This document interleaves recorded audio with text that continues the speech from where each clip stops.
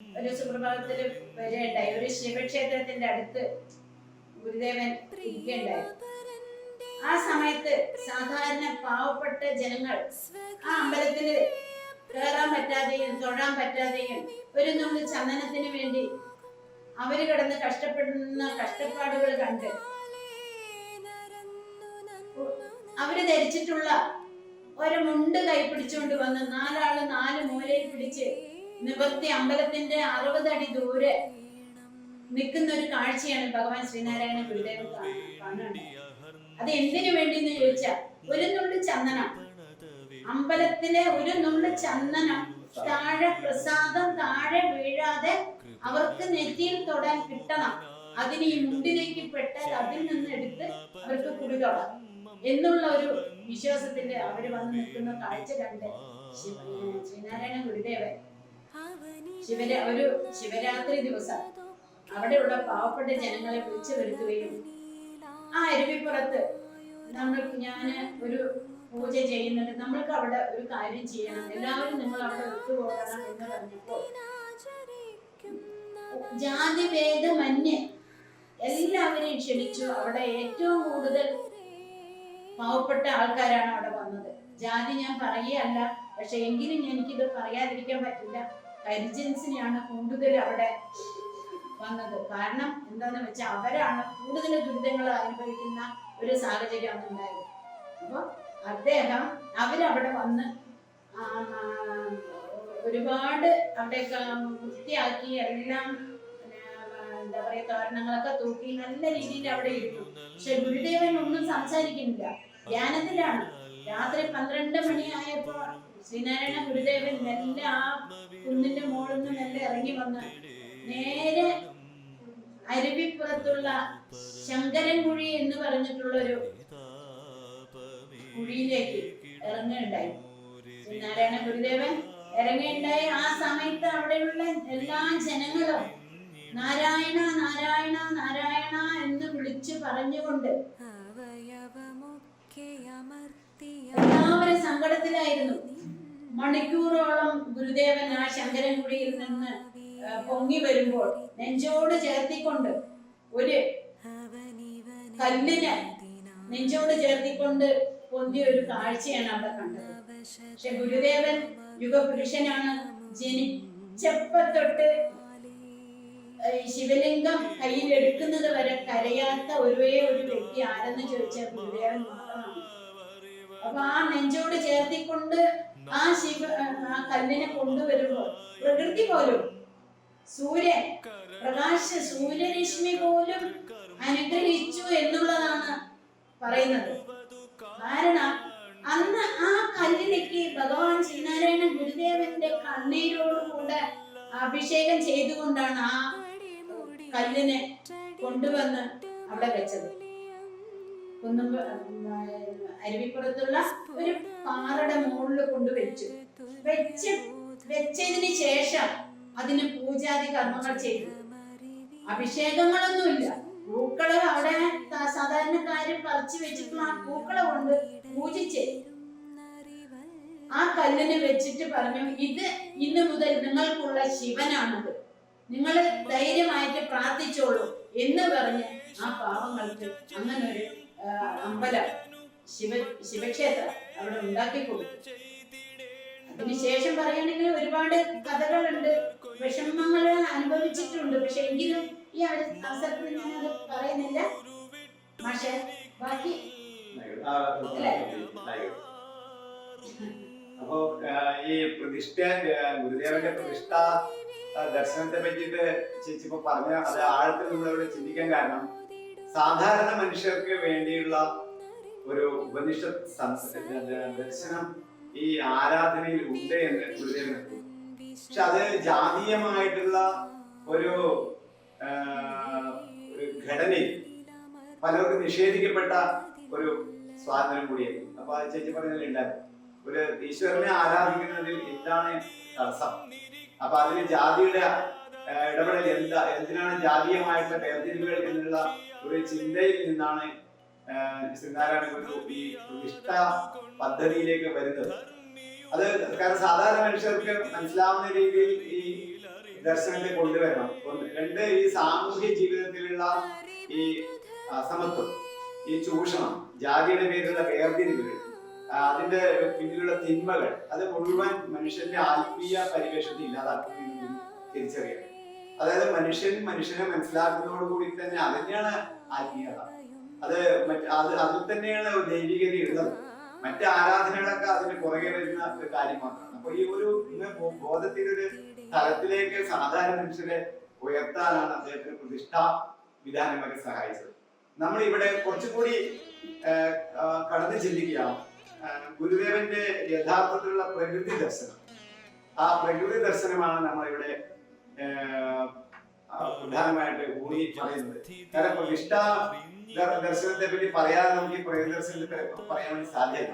കാരണം ഗുരുദേവൻ സാധാരണഗതിയിലുള്ള സ്തോത്രങ്ങളും സ്തുതികളും രചിച്ച ആളാണ്. ഒപ്പം തന്നെ ഇപ്പൊ ആത്മോപദേശ ശതകം, അതുപോലെ തന്നെ ദൈവദശകം, പിന്നെ അതുപോലെ അനുകമ്പ ദശകം, ഇങ്ങനെയുള്ള കുണ്ടലിനി പാട്ട്, ഇങ്ങനെ പ്രത്യേകിച്ച് ഈ കുണ്ടലിനി പാട്ടൊക്കെ ഏറ്റവും അഴീക്കോട് മാഷ് പറഞ്ഞ അവതാരികയിൽ പറയുന്നത് ഏറ്റവും മനോഹരമായിട്ടുള്ള ദാർശനിക സൗരഭ്യമുള്ള കൃതിയാണ് കുണ്ടലിനി പാട്ട്.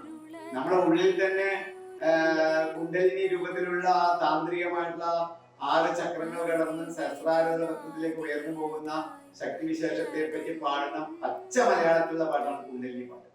അപ്പൊ ഈ ഒരു ഭാഗം, അതായത് ഗുരുദേവന്റെ ദ്രാവിഡമായ ശൈവമായ ഒരു ദർശനത്തിന്റെ ഒരു ഭാഗം എന്തുകൊണ്ടോ ആളുകൾ മുന്നോട്ട് അധികം വെച്ചിട്ടില്ല. അദ്ദേഹം നവോത്ഥാന നായകൻ എന്ന രീതിയിലൊക്കെ അങ്ങനെ അംഗീകരിക്കപ്പെടുകയും ഒരു ശൈവ സന്യാസി, ഒരു സിദ്ധ പാരമ്പര്യമുള്ള, കാരണം അദ്ദേഹം ഈ തിരുവനന്തപുരത്ത് ഈ കുറച്ച് തമിഴ് വ്യാപാരികളെ മറ്റിവരെ കണ്ടിട്ടാണ് ഈ തൊൽക്കാപ്യം, തിരുക്കുറൾ, അതുപോലെ തന്നെ മറ്റ് ദർശന കൃതികളൊക്കെ അദ്ദേഹം മനസ്സിലാക്കാൻ ശ്രമിക്കുന്നതായിട്ട് ജീവിതത്തിൽ നമ്മൾ കാണുന്നുണ്ട്. അപ്പോ തമിഴിലുള്ള അദ്ദേഹത്തിന്റെ പാണ്ഡിത്യം, സംസ്കൃതത്തിലുള്ള പാണ്ഡിത്യം, ഈ 2 ഭാഷകളിൽ അദ്ദേഹത്തിനുള്ള സംസ്കൃതത്തിലാണ് അദ്ദേഹം സംസാരിക്കാൻ. മഹാകവി ടാഗോറൊക്കെ വരുന്ന സമയത്ത് സംസ്കൃതത്തിൽ സംസാരിച്ച് തുടങ്ങാമെന്ന് അദ്ദേഹം പറയും. അപ്പൊ അദ്ദേഹത്തെ പിന്നീട് ഗാന്ധിജി വരുന്നു. ടാഗോറിന് ശേഷം ഗാന്ധിജി വരുന്നു. ഗാന്ധിജിക്ക് വേണ്ടി അദ്ദേഹം പൊതു പ്രാർത്ഥന നടത്തുന്നു. അപ്പൊ ഇതിലൊക്കെ തെളിയുന്നത് അദ്ദേഹത്തെ സാധാരണ മനുഷ്യരോടുള്ള ഈ ഇടപഴകൽ, ഈ സാധാരണ മനുഷ്യരോടുള്ള ഈ ഇടപഴകൽ ഒരു ജനകീയത വരുന്നത് ഈ വേദ പാരമ്പര്യത്തിന്റെ ഒരു ജീനാണ്. കാരണം വൈദിക സംസ്കൃതി എന്ന് പറഞ്ഞാൽ ജനകീയ സംസ്കൃതിയാണ്. അത് പിൽക്കാലത്ത് സംസ്കൃതത്തിൽ രചിക്കപ്പെട്ടു എന്നേ ഉള്ളൂ. സാധാരണ മനുഷ്യരുടെ അനുഭവങ്ങളും ജീവിതാവബോധങ്ങളും ഒക്കെ ഉള്ള സാധാരണ മനുഷ്യർ പാടി വന്നിട്ടുള്ള നാടോടി പാട്ടുകളെ പിന്നീട് സംസ്കൃതത്തിലേക്ക് ആക്കുമ്പോഴാണ് അത് മന്ത്രത്തിൽ സംസ്കരിക്കുക. ആ വാക്കുകൾ അങ്ങനെയാണ് സംസ്കരിക്കപ്പെടുമ്പോഴാണ് മന്ത്രങ്ങളായിട്ട് അത് മാറുന്നത്. വാസ്തവത്തില് ഈ ഒരു ജനകീയത എന്നുള്ള ഒരു ഘടകം നമ്മളെ ശ്രീനാരായണ ഗുരുവിൽ നിന്ന് എടുക്കുക. അദ്ദേഹമാണ് ഈ ആത്മീയതയ്ക്ക് ഇങ്ങനെയൊക്കെ പറ്റും. ഈ എത്രയും ജനകീയമാവാൻ പറ്റും. സാധാരണ മനുഷ്യരുടെ ദുഃഖവും വിഷമവും പ്രത്യേകിച്ച് പറഞ്ഞതുപോലെ ആ സംഘടനയെല്ലാം ഒന്നിച്ച് ഉൾക്കൊള്ളാൻ പറ്റുന്ന രീതിയിൽ ഒരു ആത്മീയ ശക്തി അവനവനിൽ ഉണർത്തിക്കൊണ്ടുവരാൻ പറ്റുന്നുള്ള ഒരു ദർശനം ഈ ആധുനിക കാലത്ത് മുന്നോട്ട് അതാണ് ഈ നമ്മൾ ഉൾപ്പെടുത്തിയിരിക്കുന്നത് അതാണ്. കാരണം ഇവിടെ ജാതി മത അല്ലെങ്കിൽ മറ്റുള്ള ചിന്തകളൊന്നും ഇല്ലാതെ സർവരും ഒന്നാണ് എന്നുള്ള ചിന്തയോടുകൂടിയാണ് നമ്മൾ ഈ സുഹൃതം ചെയ്യാനായിട്ട് എല്ലാവരും എത്തണമെന്നാണ് നമ്മൾ എല്ലാവരും ആഗ്രഹിക്കുന്നത്. സുഹൃതം ലഭിക്കാൻ യോഗമുള്ളവർക്ക് കൂടി എത്തിച്ചേരാൻ സാധിക്കുള്ളൂ എന്നും കൂടി ഈ സന്ദർഭത്തിൽ പറയുന്നതായിരുന്നു. കാരണം പണം കൊടുത്താൽ കിട്ടുന്നതല്ല ധനം നൽകിയാൽ കിട്ടുന്ന പലതും നമുക്ക് ഈ ഭൂമിയിൽ ലഭിക്കും. പക്ഷെ സുഹൃതം ഒരിക്കലും ലഭിക്കില്ല. ആ ഒരു തിരിച്ചറിവുള്ള ഒരാൾക്ക് മാത്രമേ ഈ കർമ്മത്തിൽ പൂർണ്ണമായി പങ്കെടുക്കാനും സാധിക്കുള്ളൂ.